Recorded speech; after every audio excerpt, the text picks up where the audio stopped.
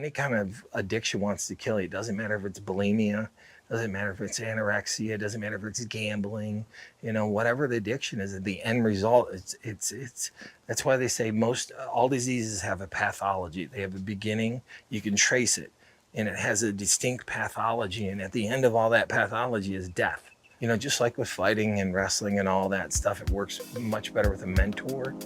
Same thing as recovery.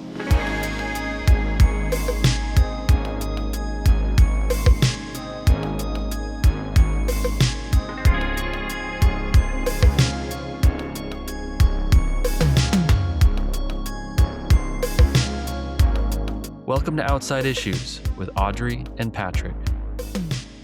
Welcome, Nick, my brother from AA, Hermosa Beach Men's Stag. It's good luck for all of us that it's your birthday month, actually, this month. So we can make this like a kind of a celebration of your continued sobriety. One of the things that came up for me with the movie that I loved near the beginning is when Mark Kerr is being interviewed and he talks about the difference between a flashlight and a laser beam. And the flashlight is flying all around the room. And that's usually the guy who loses the fight is the flashlight. And then the laser beam maintains that 100% focus. And of course, he gets the shit kicked out of him whenever he fails to be a laser beam.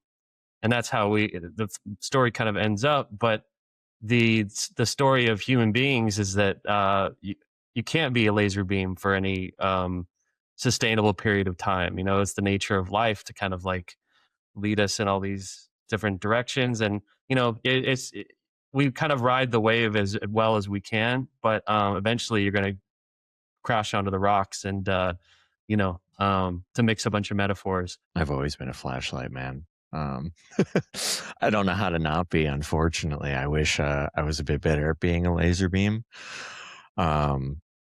Sometimes I am. Sometimes I'm able to, sit down and focus on one thing for 14 hours in a day, like no joke. But most of the time I'm darting around and doing a million different things at once and getting distracted and then forgetting. And I watched The Smashing Machine last night. And I was like, I sat on my couch. I'm like, oh my God, I didn't watch the movie.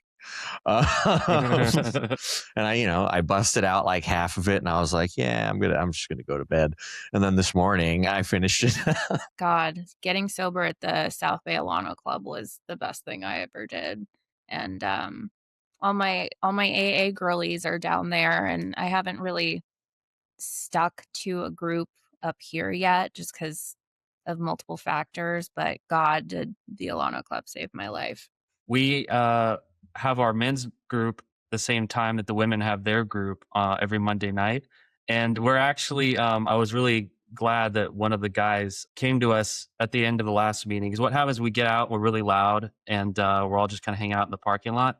And I think the meetings are stacked so that the women's is going on for, do they end a half hour earlier than ours, Nick? Or do they end a half hour later? If they ended a half hour later, yeah. And we're rowdy. It's like, I feel bad. That's what I was going to say is we're going to get like a commission of hall monitors together and we're going to just try to move the group like further on down the parking lot, because I liked that it was Yum Yum who came around and told us about it. He was talking to them and but like we want to make it so that we don't want the women to not feel safe and like they have their own space and meeting to go to that's not being intruded upon by how like boisterous we get. So yeah, right. Snaps. Some of us are extremely, extremely loud ourselves, especially if you're living in a sober living with 10 other women. You tend to get really, really loud because you have to, there's lots of drama. So you're screaming like, who stole my fucking pillow? Who stole my mail? Somebody stole my mail one time at a sober living. So, we can get very rowdy at meetings and scream out our frustrations at our addiction and at men. That's fair. Men are difficult. Yes. Thanks for validating. Yeah, no, we are difficult. Yeah. COVID was interesting, man. I was, oddly enough, it was one of the first. I used to bodybuild, and I took it so seriously that like it's pretty much all I did, other than like AA and other little things. But like I wouldn't do anything that would injure myself. I'm like, if I'm going to injure myself, I have to do it in the gym because like this is what I'm serious about. And that ended for me more like it was just another thing that God removed from my life, because that is my experience being sober, is God kind of just removes things from my life. He's like, yeah, you're not going to do that. And I could fight it, or I could just be like, yeah, that's fine. And I just remember coming back to LA and I'm like, oh, everything's closed now. Like, what just happened? And it was depressing, man. Like that was a really rough period of time for me. Like I stopped going to meetings in person, obviously. Um, I didn't go to meetings on Zoom. I was living with an ex at that time, well, a now ex. And it was interesting, I kind of just bought a gaming PC.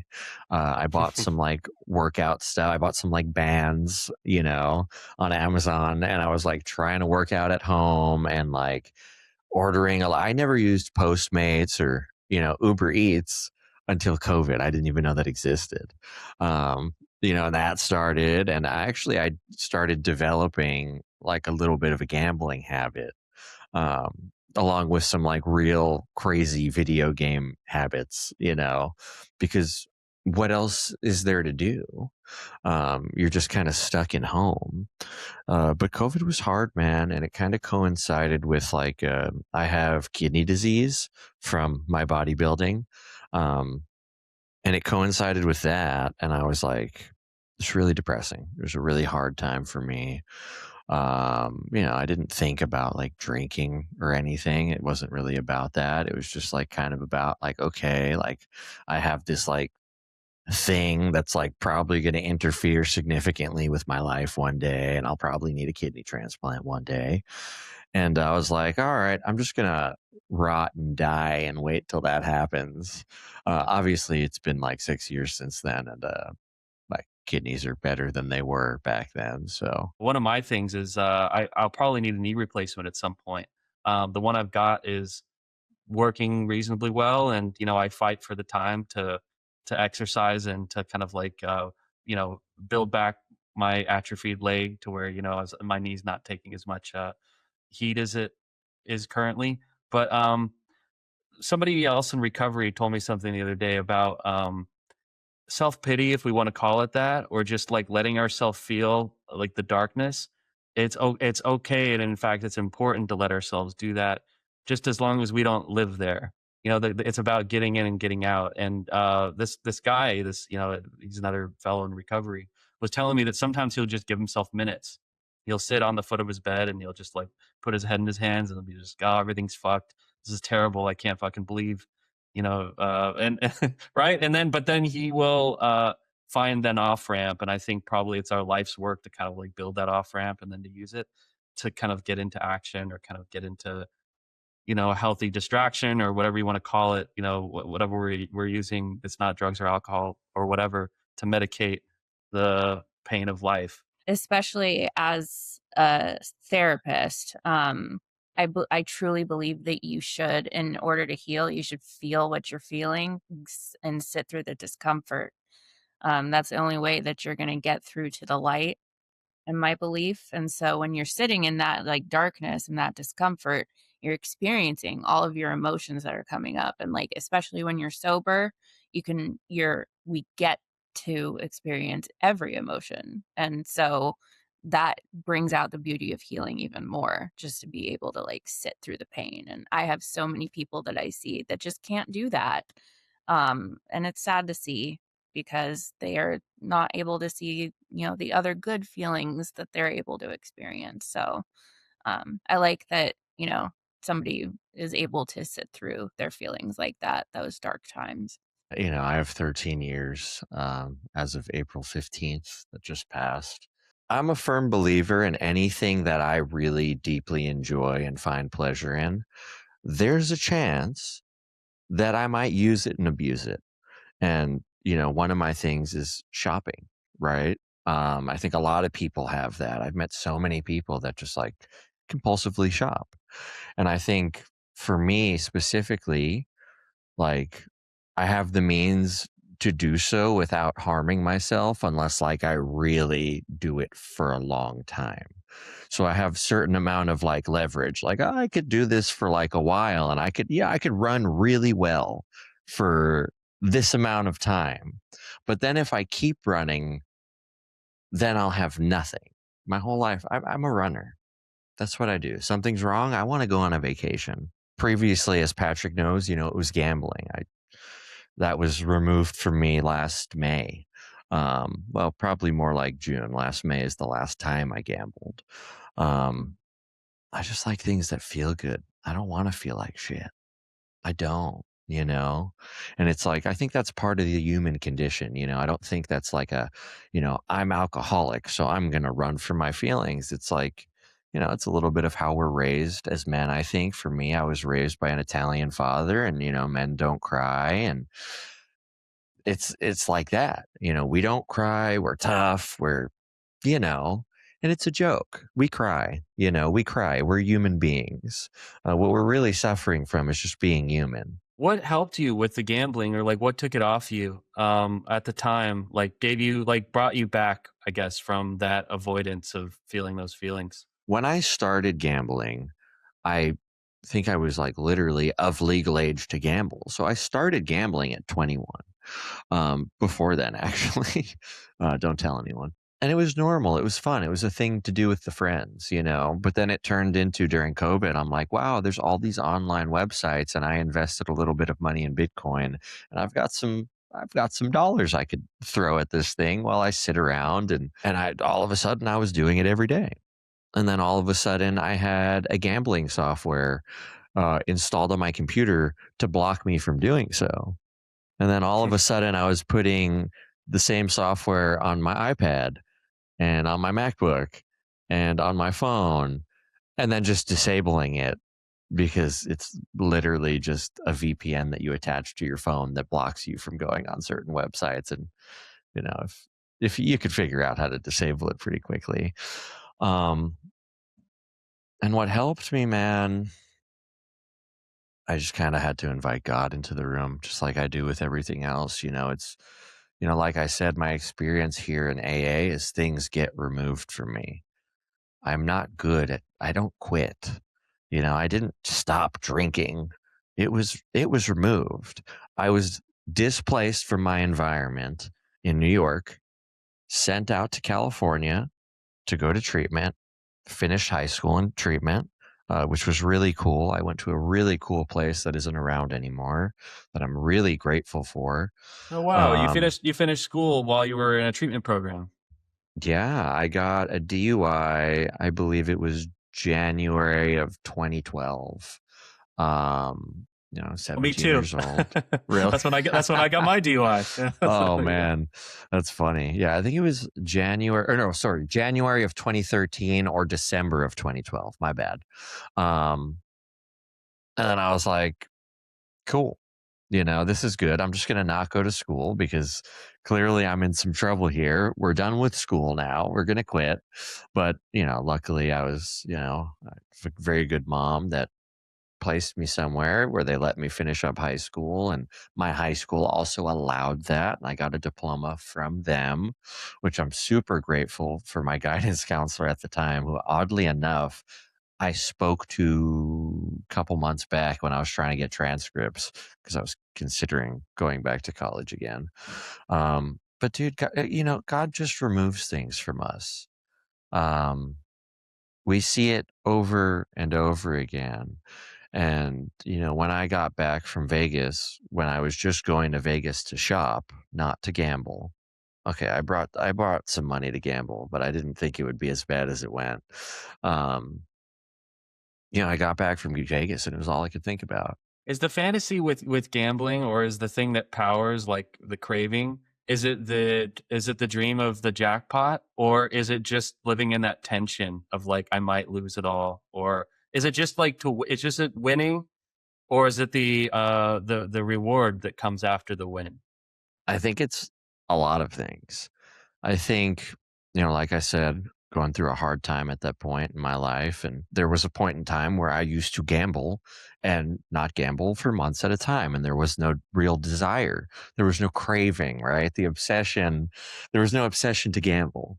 But what I will say is, when it went bad for me is when I stopped playing table games as much and I swapped over to slot machines. And on Twitch, you'd be able to see all of these people gambling online on all of these different websites, and then I started doing it. And like, there's something about the thought of I could spin a slot for 5, 10, however many dollars and win. If I'm spinning for $10, I could win $50,000 online. What's the chance? Maybe 1 in 10, 20, 30 million. But there's something really alluring about that. There's a certain excitement, and then there's a certain excitement about the battle, the ups and the downs. I will say that there's something really.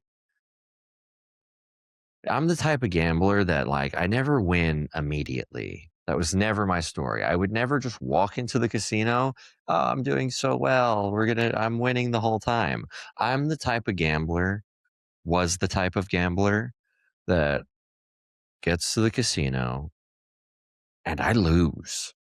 It's bad. And then I stage the comeback. There's something about that, I will say. And there's just something about a really big bet. And, that's very different for everyone. I'm not going to say how much that is for me, but there's something about placing a lot of money on the table, for a table game, for example. And, baccarat or blackjack, you're like, the odds aren't that much against you. They're really not. Blackjack, depending on the games, 46% to 48.5. And then, if you're counting, you have, a little bit of an edge over the casino, such as the edge they would have over you, or baccarat, which is really just a 50-50, right? It's like a coin flip. Am I going to, double my money or not? I didn't know I'm an baccarat was adrenaline real. junkie. I thought it was just on James Bond. No, baccarat's one of the slowest games in the casino that can also be just one of the most exciting too. If you're betting big enough, I guess, for you, I think the whole influencer gambling vibe really that's going on in America right now, and I think even across the world, is a really, really bad thing. Yeah, they're trying to regulate it, I think. Yeah. Well, Especially over here in Washington, we've got lots and lots of casinos, of course. So I do see a lot of folks who have gambling issues as addictions, and they're trying to run from something. And, it's devastating. It's devastating to a lot of families, their families as well. Yeah, I think the belief that I came to, I should say, a very long time ago is the belief that, obviously casinos wouldn't exist if what I'm about to say came into fruition, right? I think that if you want to go to a casino, they have to see your balances. They have to know you have X amount of money in the bank if you're bringing X amount of money. And it's as simple as that. No lines of credit. That being said, you only get lines of credit when you could show, you have money. Of course, they're not going to give anyone a line of credit that's more of a higher level experience of Vegas or experience of a casino. You need to get your financials checked before walking in the door. I think that's what should happen. That would never happen. But I think that would provide some sort of safeguard against, people that are getting their paychecks and cashing their paychecks and going to the casino and not able to pay rent that month, because that's a real thing, you know. There's the high roller and then there's not. And the people who aren't, it's stock market, put it in an index fund and just let it sit, create something for yourself, for your future and for your family, instead of playing a game you're not going to win in the long run. Right. I love, I think that we all need to live with our choices, but I'm very anti ruination. I don't think anybody should be ruined for life, their family ruined for life because of, something that happens in a 10-second window. Yeah, absolutely. And, the Vegas scene is really alluring, especially when you're a higher roller. I will say is part of it for me was I was addicted to the lifestyle, man.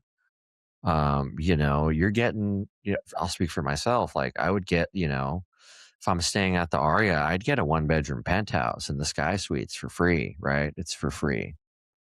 Right, as long as you're gambling. Right. Right, as long as you're gambling and like you're going out, to the nicest dinners you've ever had, eating caviar and wagyu, running up $1,000 dinner bill, and it's free, whether you win or lose. The equation's based off of like, not if you win, not if you lose. What's your theoretical loss? And then you get comped on that. So part of my recovery story is I got a really nice job towards the end of my using, and then I would just spend up all my paychecks every 2 weeks on drugs. And then I lost the job because I couldn't stay sober while I was working.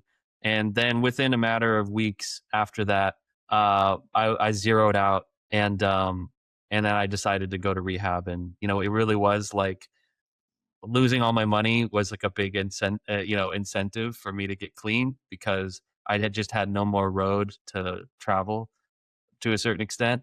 And I just remember a few years ago I was listening to, I think it was like Chris Rock talking to some other SNL guy about Chris Farley and getting Chris Farley's death. And that I think like most normal people, they just bottom out financially at a certain point, which can be a little bit of like a life raft in a strange way. They have to actually face some shit because their dealers aren't picking up anymore, and they've got no hotels. Nobody wants to put them up in their house. They can't pay their rent. And so I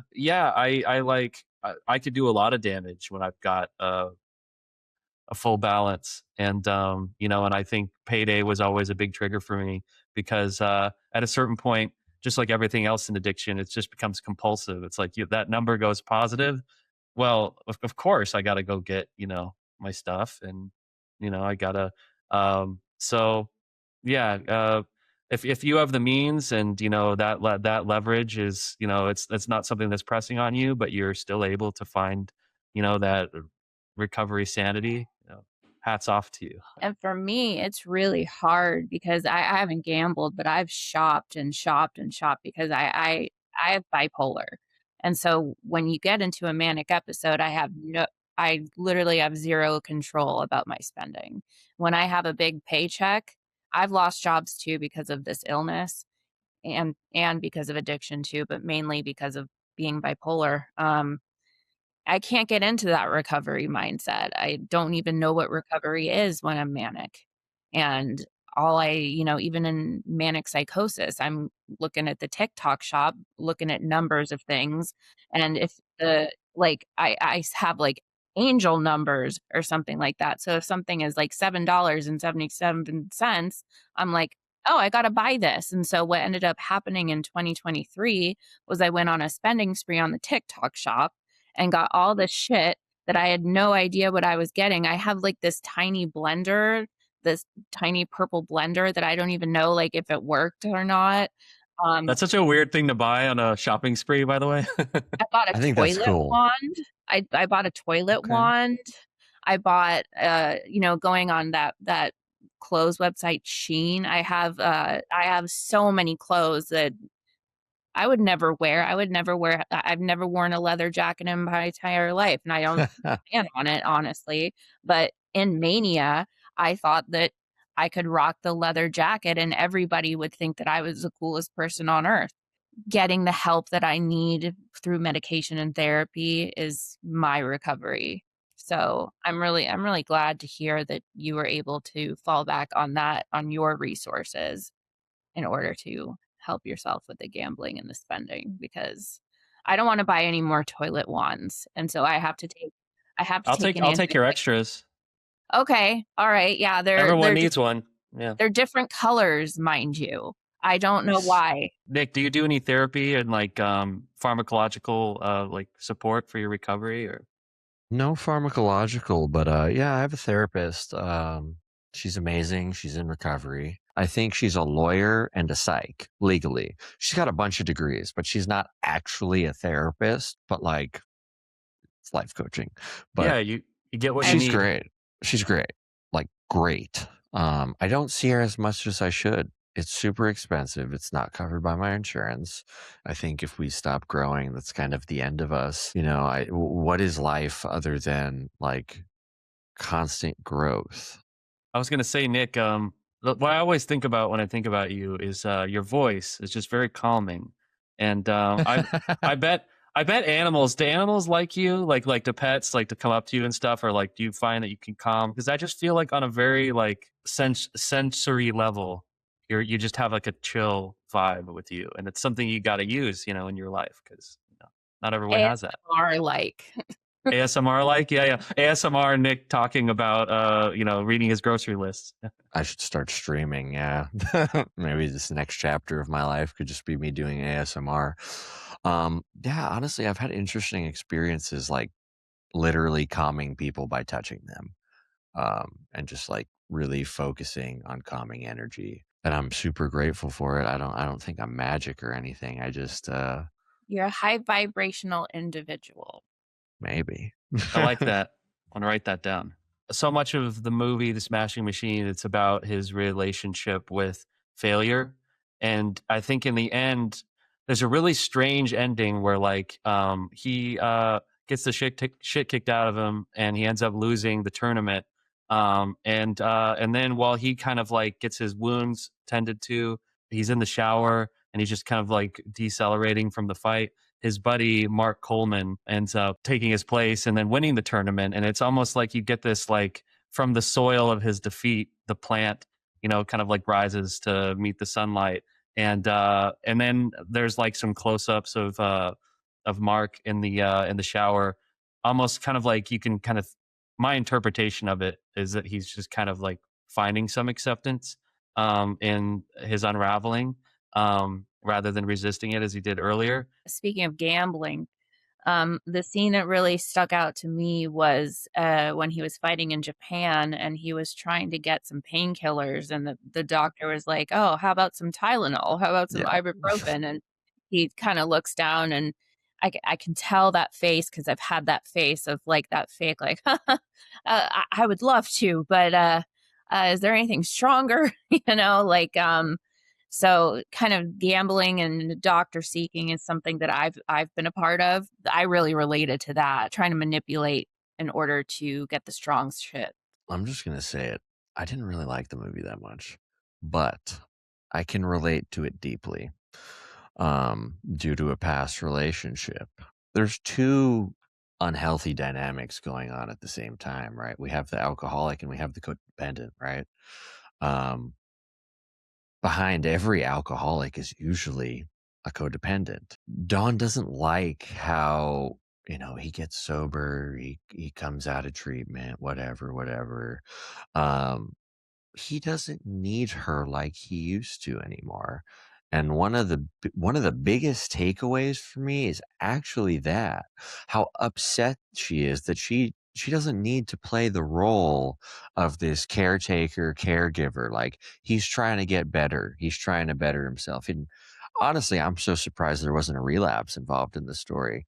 Because I was like waiting for it. I'm like, so he's gonna, you know, get back and he's gonna start participating again, right? As we do sometimes, we go back and we start participating. But instead, what we saw is Dawn and her own codependency of being with him for years and dealing with someone that has addiction or alcoholism and like, you know, the destabilization of the whole entire family system that comes along with that. We see that right in the beginning of the movie, which I'm really glad they showed that because I never fully understood and related to that until a previous relationship I was in with someone who, you know, eventually, you know, turned out to be they were abusing medication for pretty much the whole time I was with them. And it was for quite some time. It was years. And I just kind of I played the role of the codependent, doing everything and like I'm that savior, but no, I'm not. I'm not helping you. I'm causing damage, right?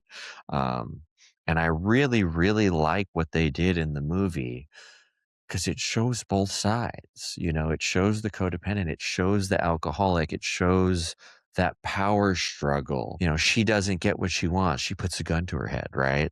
You know, he's sober, he's trying to better himself. She's not getting what she wants anymore. She doesn't have this giant man who's, you know, essentially infantile because he's on drugs all the time, right? IVing opiates, like we saw in the movie. We turn into infants when we do that. We can't do anything. We need help. Like, Yo, yeah. I've heard from a few people actually, like, you know, because they have mixed opinions on the movie. The way that he looked when he was sitting in front of the TV in the middle of the day, you know, with his hair disheveled and just that kind of like dead-eyed stare. Yeah, that's some real shit, you know. I feel like they that, really captured it. you know, that scene in the beginning where we first see him, you know, IVing his opiates, right?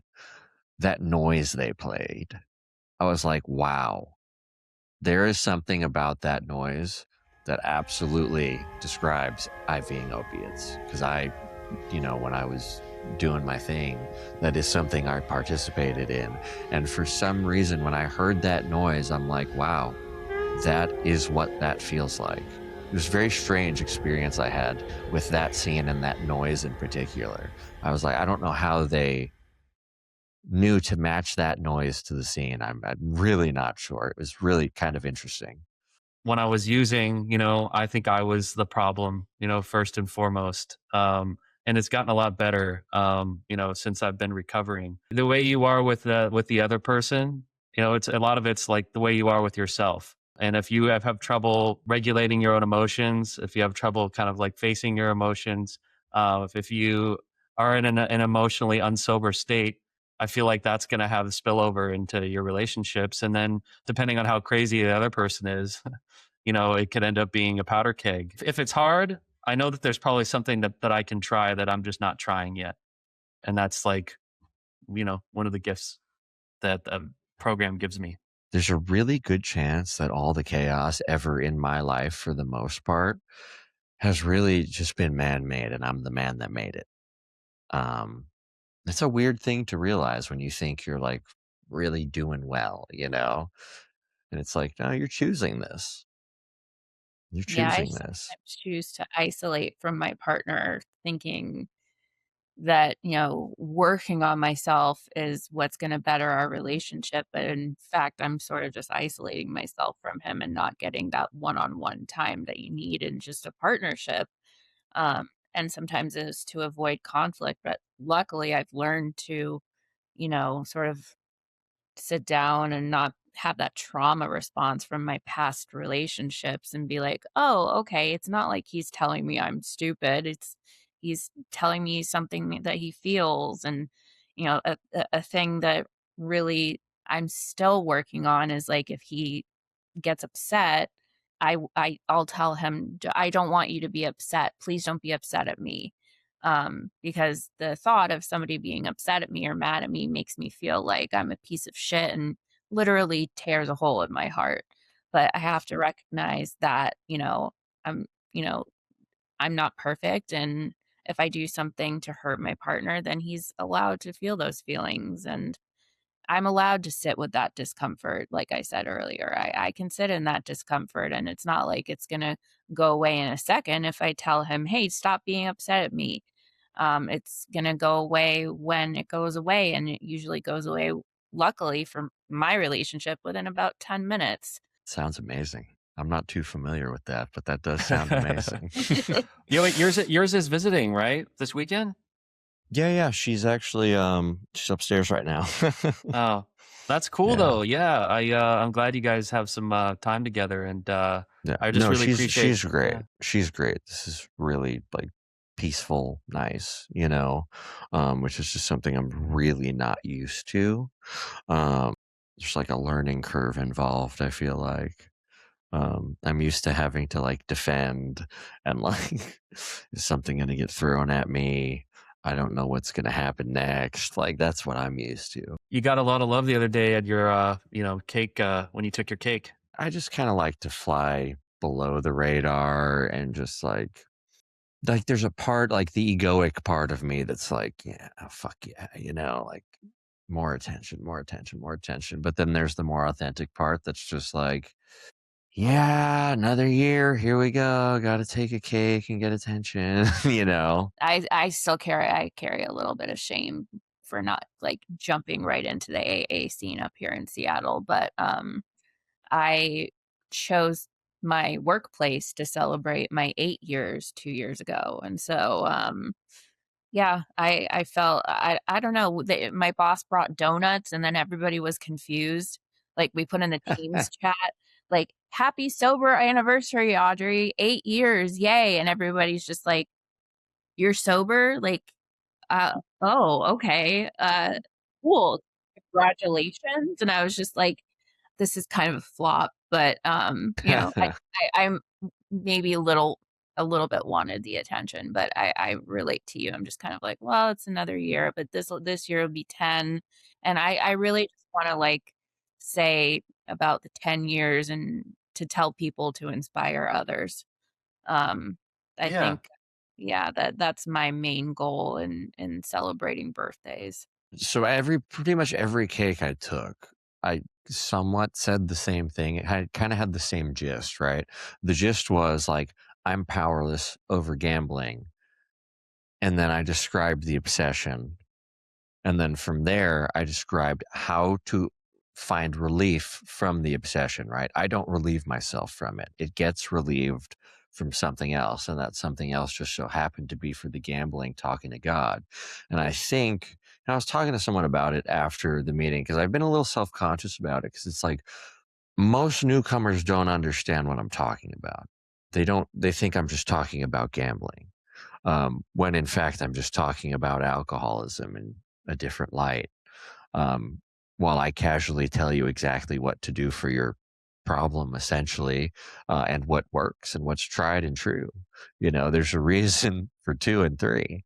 I got to find God and I got to figure out how to work with it or whatever, like I got to just stop trying to fight everything.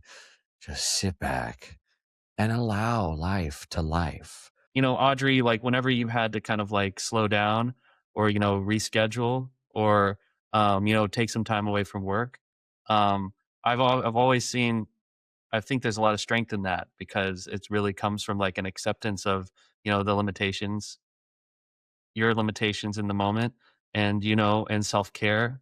And then you just come back stronger later. But I think that that's like, rather than just to fight the current, just to kind of like take the time you need. And, it's always better coming Well, from a thank place like you. that. Yeah. Yeah, thank you. I've had to come to acceptance, a radical acceptance that I have a disability and I can't do certain things that others can. And honestly, I can do things that others can't. Because sometimes disabilities give you opportunities. Like my disability is bipolar 1 disorder, and we tend to come up with some pretty wild, but great ideas, quite honestly. Like my big idea at one point was I'm going to solve the opioid crisis alone. I was also a little bit in psychosis. That's a great idea. That's a And great idea. I can individually, but in reality, I can individually participate in that. I do struggle a lot. I do struggle with depression quite a bit and brain chemistry, and that's what led me to use and drink.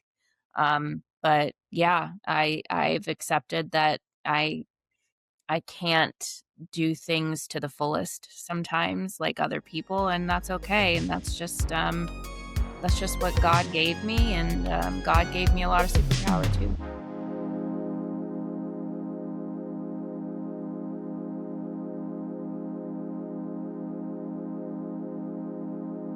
I look at it like I have a disease I know what the cure is, and I have to continue to take my medicine no matter what. I have to continue to participate in a high level in my recovery, otherwise I get sick again.